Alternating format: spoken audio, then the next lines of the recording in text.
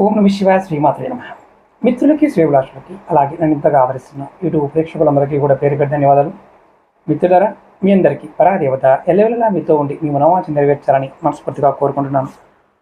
ఇది కూడా చాలా ఇంపార్టెంట్ వీడియో, షార్ట్ వీడియోని.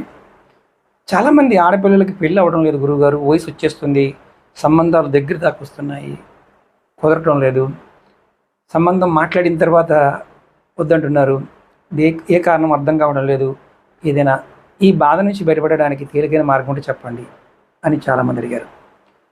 మనకి భారతదేశంలో సహజంగా 90% పెద్దలు గుర్తించిన వివాహాలే జరుగుతుంటాయి. 90%. అందులో కొన్ని సందర్భాలలో ఏంటంటే సమస్యలు ఎలా వస్తాయంటే, ఇవి సాధారణంగా వచ్చే సమస్యలు ముందే చెప్పేసుకుంటూ ఉంటారు, ఫలానా వాళ్ళతో మాట్లాడుతున్నాము ఇలా అలా అని. దీనివల్ల ఇబ్బంది పడే సమస్య వస్తుంది. దేనివల్ల? నజర్ వల్ల, అంటే దృష్టి దోషం వల్ల వస్తుంది. ఇది చెడు దృష్టి దోషం వల్ల వస్తుంది. దానివల్ల వివాహం ఆలస్యం అవుతుంది. ఎవరైతే పెళ్లి చేసుకోవాల్సిన ఆడపిల్లలు ఉన్నారో వారికి కుటుంబ సభ్యులు ఈ చిన్న పరిహారం చేయండి. ఇది కూడా పట్టికతో చేయాల్సింది. పట్టిక అంటే ఆలం, ఉప్పు పట్టిక, దిష్టికి కడతాం కదా అది. ఇది షాపులో దొరుకుతుంది. చిన్న మొక్క తీసుకోండి. ఎవరైతే అమ్మాయి ఉంటుందో అమ్మాయికి 3 సార్లు సవి దిశలో, అంటే క్లాక్ వైజు తిప్పండి కింద నుంచి పైదాకా. ఈ పరిహారాన్ని శనివారం నాడు, లేదా మీకు సంబంధాలు చూడడానికి అబ్బాయి వస్తాడు, కలవడానికి వస్తారన్న రోజును ఆచరించండి. ఇది అంటే ముందు ఈ చిట్కాని చేసేటప్పుడు ఏంటంటే, ఇది శనివారం చేయండి, లేదంటే సంబంధానికి అబ్బాయి వస్తాడు అన్న టైంలో ముందు చేయండి. మామూలుగా అయితే 3 శనివారాలు చేస్తే సరిపోతుంది. లేదంటే సంబంధానికి ఎవరైనా చూడడానికి వస్తున్నారన్నప్పుడు ముందు చేయండి. ఇలా వచ్చి వెళ్ళిపోతున్నారన్నప్పుడు చేయొచ్చు.